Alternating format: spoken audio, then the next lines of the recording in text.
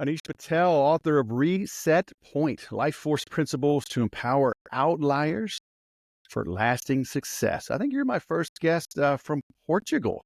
Welcome to the Sales Podcast, man. How the heck are you? Cheers, Bez. Yeah, good to have you. I'm British born, but moved to Portugal like many after the pandemic. Okay. So you've been there, what, 3 or 4 years? I've been here since 2020, yeah, so 4 years. A lot of people from your country coming here because it's good price, good quality of life, good food, property's nice, beachfront prop, a lot of good, well, not now, it's cheap, it's getting expensive. But there was a lot of good price beachfront property here and people could be near the oceans. Yeah, you And, have to uh, come. and, and no hurricanes. Yeah, I heard you guys got some. Is it right now? You got hurricanes. Well, Florida's had two. Well, they had a bad one, and now they got a worse one with, as we record this, yeah, Milton's supposed to hit tonight. So I've got some friends in Tampa. It is, it's looking rough. So, I hope everyone's safe and hopefully it doesn't cause too much yeah, this thing's damage. bad. It's crazy. You look around and I try to figure out like where do I want to live when I grow up, right? We're in Southern California and the weather's pretty nice and Hmm. we're not right next to a fault line. We don't have hurricanes, we don't have tornadoes, we don't have big flying cockroaches like I lived with growing up in Louisiana and Texas. So I mean, maybe Arkansas, like I could go to Maine, but my wife doesn't want the cold. So I don't know, man. Yeah. We shall see. California's quite nice though. It's got a good climate. Similar to climate to here, dry but pleasant. So it's pretty. Oh, it's geographically, it's beautiful. Politically, it's just a dumpster fire. But I heard this. Hearing this more and more by people I meet here who escaped. yeah, So yeah, it's unfortunately. crazy, man. So you have an interesting life, and I've had some folks. Before we hit record, you're talking about the energy and the woo woo, and I'm a little torn, on the mystical side of things. I, I'm slowly kind of not embracing it, I guess, but warming up to it. Um, but you didn't start out that way, right? I mean, you had some ups and downs. I mean, how would you describe yourself? Were you like just a secular dude, just trying to make your way in the world, and then a series of unfortunate events hit, and you pivot? Like what? Yeah, Yeah, that's lay a that great out. question. Yeah, I was just and I still am. I was an ordinary bloke who worked in a career like everyone else. I at 25 or 23, I worked in an investment bank. I became a team leader. I was very satisfied with the kind of our success of that life, working on the trade floor, having responsibilities. And I don't know what happened one day, and I had a girlfriend who loved me to bits. I had the kind of ideal life on paper. And I don't know, one day I came out of the office and I said, something's missing here. And something was not completely filled inside me. I felt like I was empty. And so I had a dream of like being an adventurer and traveling across the other side of the world because I loved traveling since I was 19. I somehow pushed that whole idea of moving to the other side of the world. That was one of my dreams. And one of my mates actually confronted me on it one night when we went out for a drink, and he said, because I kept talking about it, I would always bring, oh yeah, one day I'm going to go move to Argentina and live there, and he basically called me on my shit and said, you're full of shit, you're never going to do it. And you And I you were in know London then. I was in London at that time. Yeah, I grew up and born and raised in London, and then I basically got so pissed off. I basically quit my job. Broke up with my girlfriend very shortly after, and then I just literally booked a one-way ticket. I To gave it all up Argentina? to go to Argentina. Yeah, one-way ticket to Buenos Aires. I gave it all up because I just said, this is what I want, and if I don't do it now, I'm never going to do it. I literally have to burn the boats and just go. So that was quite a radical thing to do. No one And would you were 25? 25 at the time, yeah, because I just wasn't happy. I was like, people just life was it was shit. But people will be like, that's just how it is. Life is like that. My sister said that to me. I said, yeah, but I read a Bible for Richard Branson. I said, but his life's not shit. he's having a great time because he was doing all sorts of stuff younger than me. And I'm like, yeah, but he's not. And I just said, look, I have to live on my edge. Like one of the things that made me who I am, and there's always made me, like, I need to be on my edge, otherwise I'm not alive. So I've always kind of followed that and made some very kind of stupid decisions, not based on any kind of logic, but they were built on a gut instinct of like, this is what I need to do right now. So I moved to Argentina and I set up like, I went on it, I did a U-turn, I set up a YouTube channel filming nightlife in Buenos Aires. So I don't know if you've heard of do you remember Wild On? That Yes. whole, it was crazy parties and interviewing drunk girls. And I started doing that because I was like, I had an idea to like create like video content for tourists who want to come to this exotic land full of beautiful women and crazy nightlife and different people. And I just started doing that. Didn't know where it's going to go. Got to meet some interesting characters, a lot of drugs, a lot of alcohol, a lot of women. But then I had no financial sense in that whatever I was doing there. I was trying to make money, but it was those early days of YouTube.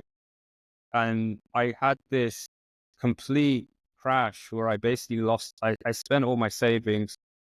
I was sick, near homeless, and I was in big trouble.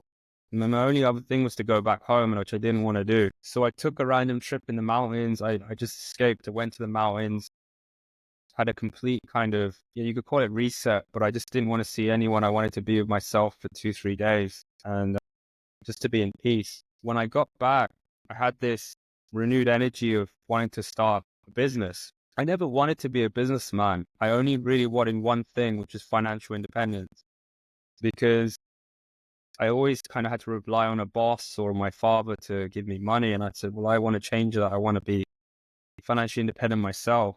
And I started this agency. And this is without any money. I was completely in debt. I had like, I think about £6,000 in credit card debt. I started this business on the kitchen table, shared flat with my mate. We used a green screen studio in our kitchen to do the earlier videos. But it slowly grew. It slowly grew. I didn't expect much of it. I thought, if I can just kind of make a bit of money and get by, it'll be good for me. It suddenly just exploded without even planning it that way. It exploded really quickly. All the elements that I needed And to. when was this?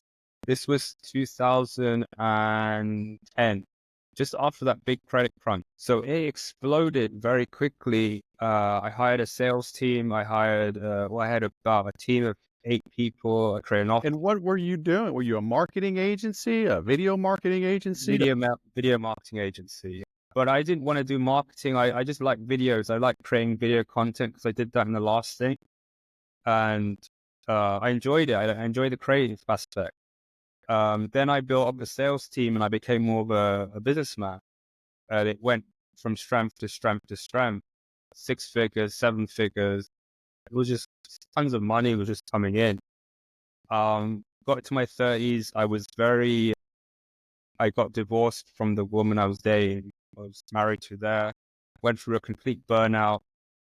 Because it got to the point where I was making a lot of money and my friend was like boasting for me, like, well, all this cash coming in, you're making more money than all these guys in the gym.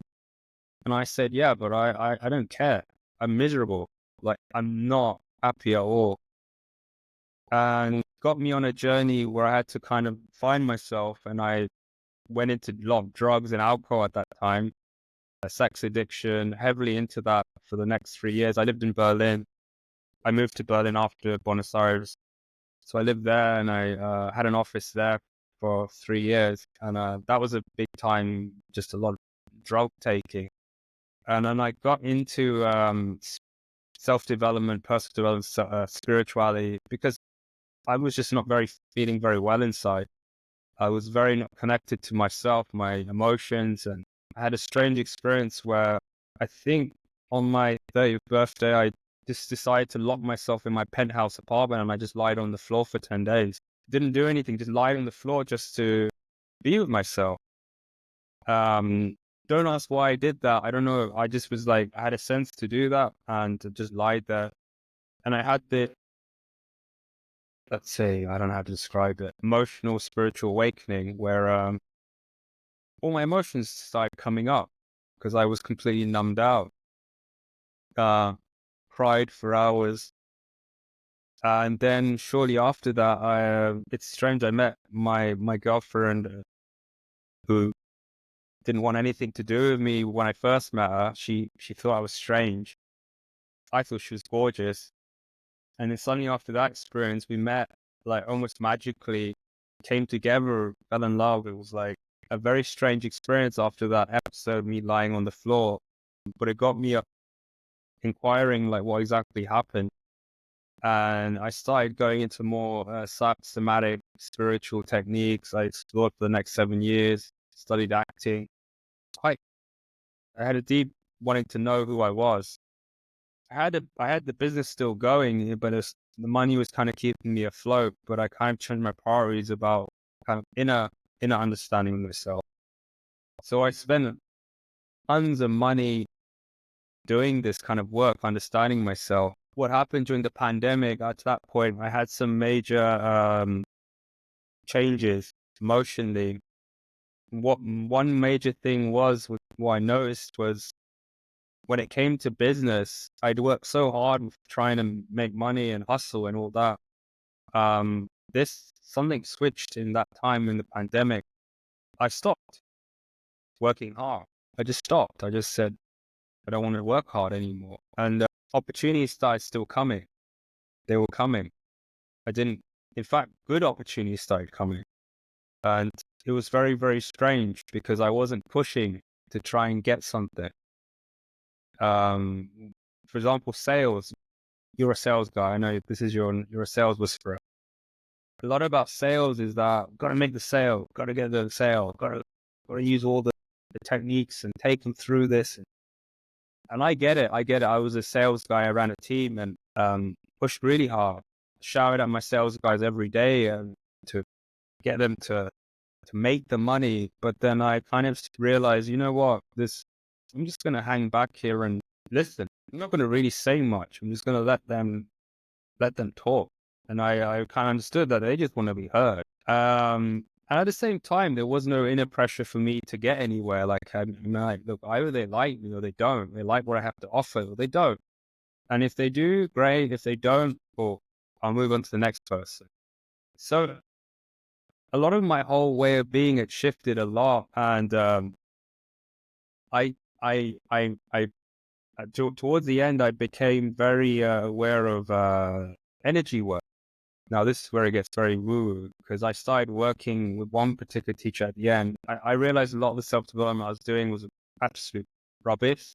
A lot of the mindset work, a lot of this work, I realized that it was not really important, all that stuff. What was really important was really the opposite. It's actually getting rid of all the garbage inside me, all the thoughts, the beliefs, the emotions, the traumas that were stuck in me, and being more clear with who I am, being more authentic in who I am. And that's all underneath all that.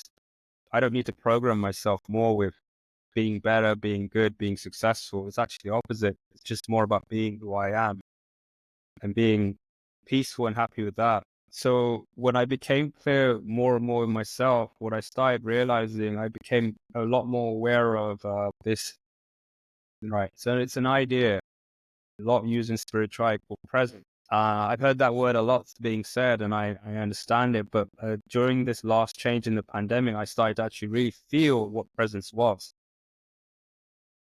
Presence is it's a very esoterical concept, but it's literally being really connected to the energy everywhere and everything. Because we're all actually riding on this wave of, I describe this because I know your audience is probably going to be going, what the hell is this? This is and I don't blame them because if I was listening to this, I'd be like, what is this bloody guy on about? But essentially, it's essentially, if we look at it scientifically, we're all made up of molecules. We're all made up of atoms, subatomic atoms. And scientists say that there's, at the building block of everything, of every every element is this element called life force. And a lot of the Chinese, ancient Chinese call it qi, and then Indians call it prana.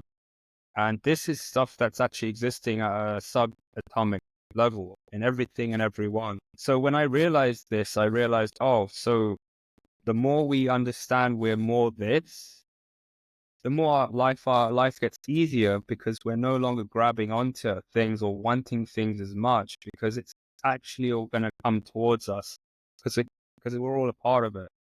When it comes to money and sales or anything like that, that's all good stuff. It's not because I wouldn't say, oh, I don't need money. I'm happy now. Money is great, but it's also an energy thing as well. We can receive as much as we like once we realize we don't need it. So the whole idea of grabbing it, needing it, wanting it is the major reason we get blocked from it. Well, so, and I'm down with all that. Question I always ask is, if somebody's listening to this, when you're 25, you don't have a mortgage, you don't have a wife, you don't have kids, you don't have a dog. Hey, pack it up, go, sell it all, right? Go walk barefoot, climb Mount Everest. What do you do when you're 30 and 40 and 50 and you're like, holy crap, I got people depending on me. I've been climbing this corporate ladder, but the ladder's leaned up against the wrong building, and I'm afraid of heights. And at the top of the ladder, some three-headed evil CEO is just going to chew me up and spit me out. Let me go align my chi. I mean, it's like, you can't. I mean, people are counting on you. I can't walk into the mountain and say, hey, honey, I'm going to be gone for 2 or 3 days. I'm leaving my phone. But trust me, it's going to work out okay. Like, what do those folks do? Okay, that's a good question. No, I sympathize with that. I get it. I don't have kids to feed, so I get that. And I sympathize with people like that. I definitely don't think they should just go, oh, let's go find the chi. I totally agree with you. It's you've got to be practical and real. You got to take care of those people that are depending on you. I guess taking time apart isn't always a bad thing when the shit hits the fan, and it might seem like it's the worst thing to do, but actually it can be actually the most powerful thing you can do. Because like I said, even when I was near broke and homeless, when I lived in Buenos Aires, I didn't have kids, but I was in a pretty bad place. One of the things I probably should have done is gone home back to UK and got a job. That would have been the sensible thing to do. But I took time for myself because the solution was here within me to solve it.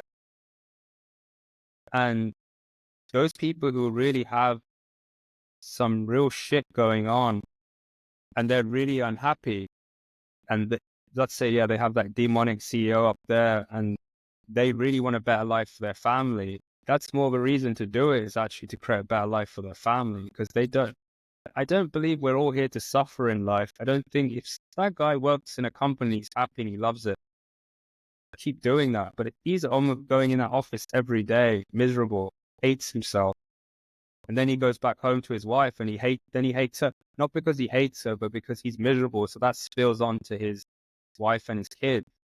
He's just creating shit all around. So taking that time out to connect with himself and then getting clear on what he really wants is probably like the start. I'm not saying he should just quit his job and then, with his family. I think he just needs to take that time to reset. That is important. If you want to kind of change your life, you do need to take that time to get super clear on where you want to be. And I think that applies to business in general, because if you're like not making enough money and you're like, I'm only making 5, and I hate my clients, they're like the most difficult clients I could work with. And I had that actually in my business. I didn't mention this part. My first client was my cousin. He was the worst client. He was an asshole. He paid late. I really fucking hated it. I had month-to-month bills to pay my employees. I was like, shit, how am I going to pay their salaries? Like, how am I going to pay my rent? And there was two options. I fire him and then I might be broke, or I just stay with him and suffer. I chose I chose that I'm going to fire him. But the weird thing is, when I did that, I thought, yeah, firstly, I thought I'm fucked. I thought I'm absolutely fucked. I thought that was my regular income. He was my only client. What ended up happening is then someone contacted me, this client who had a tech widget. I don't know if you know those chat things on the website. There's loads of them now, but this was when they first came out. This company contacted me because I was using them, and they said to me, "Can you make us a video?" And I said, "All right, sure." And we talked and created the project and did everything. And then I liked what they did, and I made a really good video for them. And what I didn't realize about that company is that they were a part of a huge incubator in the United States, a big tech incubator. So as soon as I did that project, they told everyone. Once we finished the video, it was such a great video. They told everyone, and that was the start of where things just exploded. But I believe, even looking back, because I made that choice to fire my cousin, that's like saying to whatever you want to put it, it's like the universe that, look, I don't want to accept this kind of life anymore. I deserve something better. So sorry, I mean, I've gone a bit long around it, but that guy who's got the kids, I think deep down we all want a better life for for your family, your partner. Deep down you want that. Sometimes it takes time to like pack something in, and just having some kind of faith that the next thing that comes along will be even better. But I think being so afraid and clinging on to what we have is really what causes us to suffer. Yeah. Yeah. I mean, I grew up Catholic, and, I actually went to St. Francis de Sales school in junior high in Texas. And, he says that every one of us needs half an hour of prayer a day, except when we are busy. Then we need an hour. So That's kind it. of the same concept, right? I mean, if things Exactly. are hectic, that's all the more reason to give yourself time to be centered, to be quiet, to be contemplative, um, because you're just going to wear yourself out. I see it. I don't know if you follow our jacked up political system here. I think we've spilled over to the rest of the world, so it's probably similar in the UK. Um, but all of these ideas, right? The conspiracy theorists and whatnot, and I'm pretty well right of center. And so, and I spent 9 years in the military. I know what the government is capable of. I know it is too powerful. There are corrupt people in it.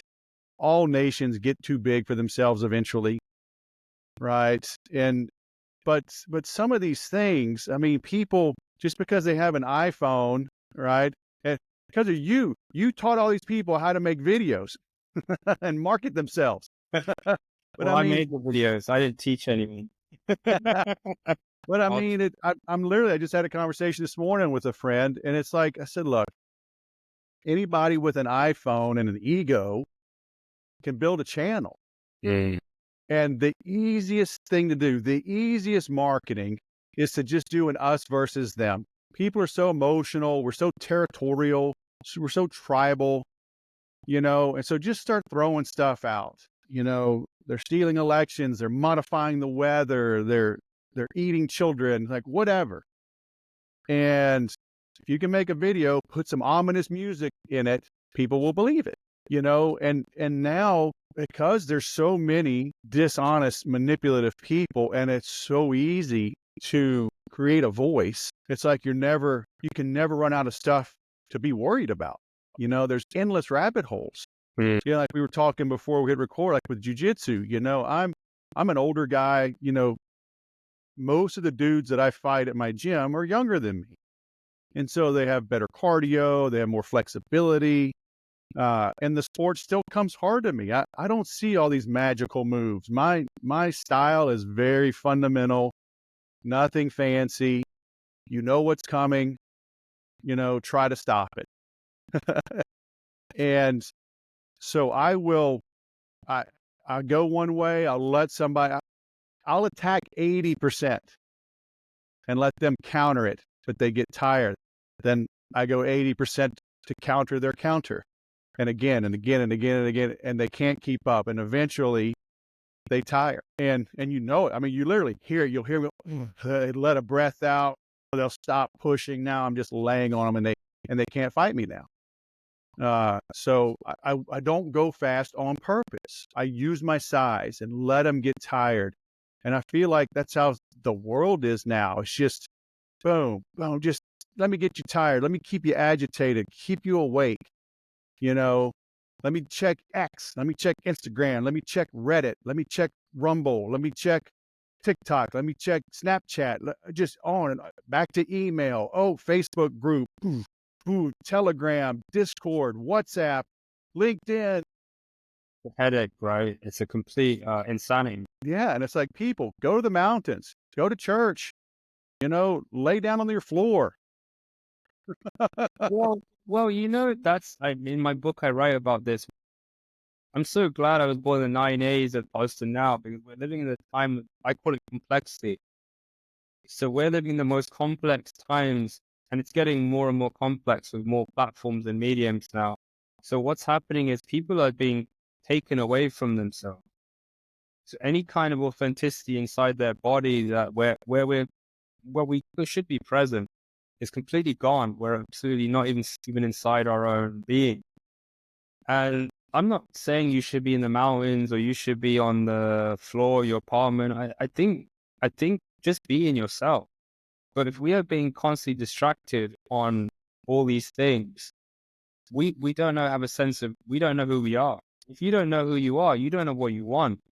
You're just following other people's ideas of who they are and what they want.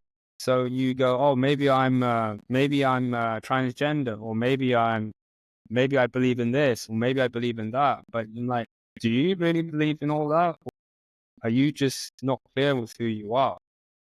I think we're in an epidemic of like, we don't know who we are because we haven't spent time with ourselves. And that could be just sitting in your room for like 2 minutes, just sit there quiet. And as you mentioned with Catholicism, with Francis Saint, is it Assisi? St. Francis de Sales. Oh, the sales, okay. Yeah. I mean, that more the reason to sit there quietly and just contemplate, or just be there inside yourself to be clear what's the next step for me? And just have that energy to take the next step. Because if you're completely distracted with all these things, you're going to be absolutely drained. You're going to feel exhausted. If you spend like 2-3 hours on a computer, how exhausted are you after you're on that device? So when I talk about life force, I'm saying that when we're on all these things, we're draining our energy levels to the point where then that's what causes burnout. Burnout is when we've actually sucked ourselves dry by putting our attention on all these things. I call it nonsense. I probably say all of it's nonsense, really. 90% of all this stuff is nonsense. Because the real wisdom, the real gold nuggets of life are very simple. They're not anything complicated. I mean, super simple. Going back to jiu-jitsu, what you said about fighting, some of the best guys don't do very much. When I watch jiu-jitsu fights, the guy who's winning almost is like, he looks like he's so calm, he's slow, and he probably does what you did. He just lets the other guy tire himself out. He's turned the guy into his worst enemy, because he's just like, I'm good. I know what I'm going to do. I know where I'm at. And he moves with real clearness and slowness and precision. And that's all I'm saying, is that's how we should move through life. Yeah, I learned, a friend of mine was a Navy SEAL, and I did this swim with him a bunch of times across Tampa Bay, 5 kilometers. And I remember he would say, slow is smooth and smooth is fast. And a Bud's classmate of his so they went through SEAL training together, is a famous author now, Jack Carr. And so he sends John his books when he comes out with them. So I followed Jack, and he was at a shooting range the other day out here in Southern California, and he was slow / smooth / fast. He was not sprinting from target to target. Give me a friend. He was just walking with a purpose, but you could hear it, boom, boom, boom. Every shot is hitting the target. And so that slow, smooth, deliberate, intentional, focused. And so everybody going frantic, you see it all the time. Maybe not as much in Europe, but I mean over here, everybody's got guns, cops, bad guys, everybody, and there'll be literally 30 shots will be fired. One bad guy, two cops, and nobody gets hit. Mhm. You ever see Pulp Fiction? That kid comes out of the behind the door, shoots at the two guys, and Yeah, John Travolta and Samuel L. Jackson, and he missed them both from 10 feet. Like, that's a real thing. If you're not practiced, you're just spraying and praying. It's like exactly. slow is smooth, smooth is fast. Be deliberate, be intentional, measure twice, cut once. It's just, Be but man, calm. Be yeah, calm. but it's hard. You can't be calm like that guy that's fighting, right? And me, even now, even when I'm behind, when I'm fighting better guys, I mean, there's some dudes that are just experts and they wreck me in seconds. But most of the others, uh, I can hold my own. I'll lose on points if it was a tournament. They may tap me every now and then, but even when they're a little bit better, a higher belt, I'm still holding my own, and I've learned, like, you get in a bad position, it's like, okay, I don't need my whole face to breathe. I just need one nostril, right? Just let me just turn a little bit, quick breath. Okay, protect the ribs, protect the diaphragm, tighten up, Mm. stay loose where I can, get a breath, work this out. Because as soon as you panic, you got to tap in. And in the beginning, I would tap from I'm a little bit claustrophobic, right? And having a big guy, you're hot, and their stomach and belly's on your face. You're like, no, no, I'm gonna go home and make me an ice cream float and put my feet in the pool. This is no fun. you know? So it takes a long time to stay calm Yeah. in hectic environments. You know, Well, yeah, that stuff's tension. You're looking at tension and grounding. So like we should never avoid tension because stress is a part of life. So the more now I talk about this in the book, this is where it gets big as what I started learning a lot about is being in the body. So a lot of martial artists who are super good, they're very present in the entire body, that they are very calm under stress. My teacher in Bali, he's a pro guy in Asia. When I was sparring against him, sure, he's like calm. I was the one who's frantic. He was like, he'd been in so many fights that his nervous system was to the point where he could be so clear. He was just watching me. We were doing MMA and he was just looking at what I was doing. He was just watching my movements, my hands. But I mean, obviously I'm not there yet. It takes time and hours of practice to get to that point and under that kind of tension. So I do believe, yeah, of course, things are going to get stressful and tons of tension, but with practice and being present, that tension actually evaporates and you have the capacity to be calm in that environment. And you see this in a lot of you in the military. I'm sure you in the Air Force, I'm sure you have to do maneuvers where you have to be calm.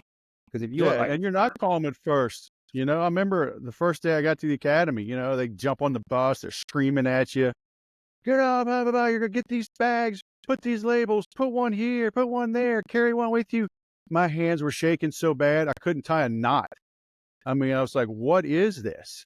And 4 years of that, right? And you learn to be calm in some crazy situations. They give you all these quotes and facts to memorize. You get this little book. Let me see if I got. So when a plane flies, it can create contrails in the sky, right? The water vapor condensing over the wings and coming out of the engines. So we had this little booklet called Contrails. This thing's so old, it's all worn out, but it says in the right light you can see it. So mm, this thing, I need glasses. Hundreds. This one's 190 pages. So quotes, uh, little knowledge. You see, it's all highlighted. So we had until I think Thanksgiving to memorize this whole book. mm, And so at any time they could ask you anything. And you'd have to spout it off, quotes. What John Stuart Mill's quote, war is an ugly thing, but not the ugliest of things. The decayed and degraded state of moral and patriotic feeling which thinks that nothing is worth war is much worse. The person who has nothing for which he is willing to fight, nothing which is more important than his own personal safety, is a miserable creature who has no chance of being free unless made and kept so by the exertion of better men than himself. I learned that in 1988, and I can still quote it. It's been hardwired into you. Now, I can't remember all of them, but that quote, John Stuart Mills, stuck out to me. But, in the beginning, like you'd be so nervous, like you wouldn't even remember your social security number, and by the end, you're like, ask me anything, dude, because they'd have what they call training sessions. You get 2, 3, upperclassmen just tag teaming you and then, eventually you giggle at it. You're like, okay, whatever. Are we done? I want to go to dinner. Oh man, crazy. Well, thanks for opening up and sharing this. I'm linking to your site, anishpatel.com. I'm linking to your LinkedIn, your Instagram. It's all your name, anishpatel.com or Anish Patel. Your book's on Amazon, but we'll send them to your website to get it, right? Yeah, it makes sense. I mean, the books, it's linked on the website as well, so you can access the book there as well. And it talks a bit more about my story and the principles I talk about for film. It talks about success, so it doesn't mean you have to go on a mountain and give everything up. I mean, you still can go and make money. And the book's brand new, just came out late August, right? Yeah. Reset Point: Life Force Principles to Empower Outliers for Lasting Success. So that word outlier, people might be thinking, why is it outlier? That's just what I see as being authentic. Because outliers are people who are they follow their own code, their own DNA code, and they go out and do what they were supposed to be doing. And then it doesn't matter what it is. They don't just follow what other people do. They do what they want to do, and they succeed because that's what they're meant to do, what they were built on the earth for. So that's why I use the word outlier, to find your own authenticity, which I think is super important for people these days, because we're going the other way where let's follow that guy, and this guy, and get completely screwed in your head. Yeah. Well, and I think too, because outliers is interesting. Some people may say, oh, nothing special about me. I'm not an outlier. I'm just a cog in the machine. It's like, if you've got a little voice nagging at you, and if you think you can make a shift and break out of that, you are an outlier. Society has been structured as such, I think, to keep us down. And I think it goes all the way back to the Industrial Revolution. If you take somebody, from 1850 and bring them back today, and they would look around, let's say 1870, 1880, for sure, and have them look around today, the only thing they would recognize is the education system. Sit down, stand up, turn left, go to lunch, come back, sit down, shut up, memorize this, and they admit, I mean, it was to breed workers. Show up when the whistle blew, work until the whistle blows again, come back and do it again 6 days a week till you die at the factory. So, We were slaves in the mind. And we're being not just for the jobs, but even in everything. We're being told to do things a certain way, to market a certain way, to sell in a certain way, to live a certain way, when you don't really have to. I see men's work right now. I still do, I coach men, but I used to do very extreme men's work. Nowadays, men's work is saying, oh, you've got to have a good body, dress well, have a lot of money, and then you'll get a girl. Why is it that? Because I know a lot of guys who don't have any of that, and they still get beautiful women. It's got nothing to do with that. And if you're doing everything for just a woman, that's also, there's something going on wrong there. So in the men's sphere, there's a lot of programming going on in being a certain way and dressing a certain way and behaving a certain way and doing the same thing. And it's like, well, is that really what you want to do? Do you really want to go to the gym and work out, or would you like to just go and do sports or painting or make shoes? So the book is about that. It's just uncovering what you really want and being who you really are and being happy. I don't think happy is the right word. Fulfilled, just being fulfilled, and you're like, I don't care what everyone thinks. This is what I want. I didn't tell you this, but when I went to Argentina, you know what I was planning to do there. I wanted to be a tango dancer. A what dancer? Tango dancer, tango. Oh, yeah. So my parents thought, I think firstly he thought I was gay. No joke. He thought I was gay. And I said, no, I'm not gay. I like dancing. Mind you, this was in the 1990s, but everyone thought it was strange because I was an British Indian kid who left a banking job to go do that, and they're like, "What's wrong with this guy? Something not right there." But I said, "But I love dancing, and I enjoyed it at the time, and that's why I Yeah, did." I love dance. I met my wife at a country bar. I love dancing. Yeah, but you can't imagine the stigma with blokes in those days in Britain about Well, that. and looking back, like my son the other day hurt his neck in jujitsu, and I told him my neck hurts from playing football, high school and college, and I look and I'm like, we had male cheerleaders, in college, and of course colleges have them today, and I'm like, those are the smart ones. They get to lift weight, get Sneaky to lift way to get weight. in. I think they get scholarships. They get to travel with the team. They don't pop their neck and get their shoulder immobilized. They can't move their arm, uh, and it hurts them 30 years later. And they get to hang out with the good-looking women. Like, okay, Exactly. I think I messed up. Yeah, exactly. I mean, I had the same with the dancing because my mates thought I was gay, and then they came and saw the women. They're like, "Oh, maybe this is a good idea." Man, well, so I was, in college. Um, I was in college like when Garth Brooks hit the scene, and so he made country cool. But I was already enjoying country, and so I was going to the country bar, and I was dancing. Right, my buddies would go and just drink beers and shoot pool. I'm like, fellas, y'all are missing out.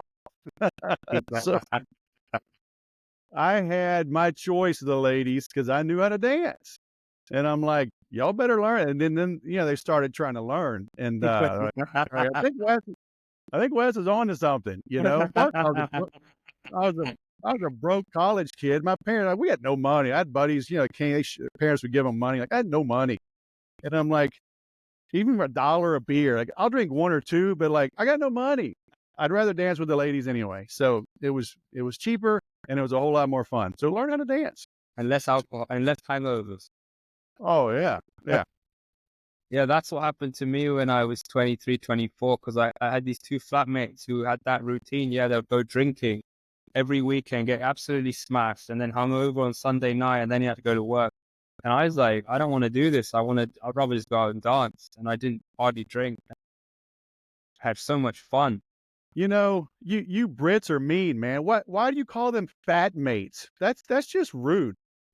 Flatmate. Oh, Flatmate. there's an L in there. All right, all right. Yeah, flatmates. It's the way I talk. Yeah, fat. They weren't that fat, so I can't call them fat mates, but Just fat heads. just fat heads. Yeah, that's American fat head. But we have a brutal humor. Like UK, if you don't know how to take it, you get destroyed. The we call it banter. I don't know. Oh, yeah. You have it there. Oh, yeah. The banter in England is brutal. It's very brutal. Well, yeah, because y'all, it's kind of like New York City, right? 'Cause in the Northeast, like we have banter with friends, but like I think like in the Northeast and probably just the UK in general, the banter is just with a stranger on the street, and it's just like it just is what it is, right? But like in the deep South of the U.S., if you have that banter with someone you don't know, You get shot.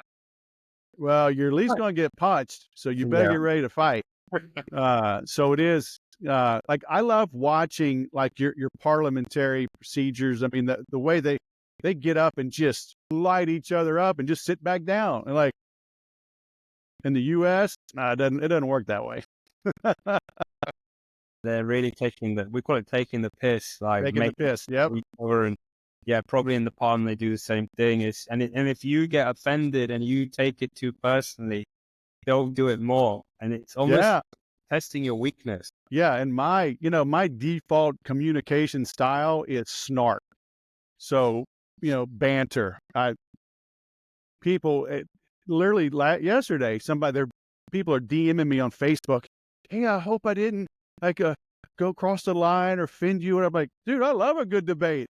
You know, because this one guy's like, I hope I didn't do too much. I saw you deleted my comment. I'm like, I didn't delete your comment. So I think he was on somebody else's wall and they deleted it. Like, I there's very few things I will delete and block you for. If you get like racist and start bashing my faith, whatever, I'm like, I'm not here for that. If you want to debate my faith all day long, critique me all you want.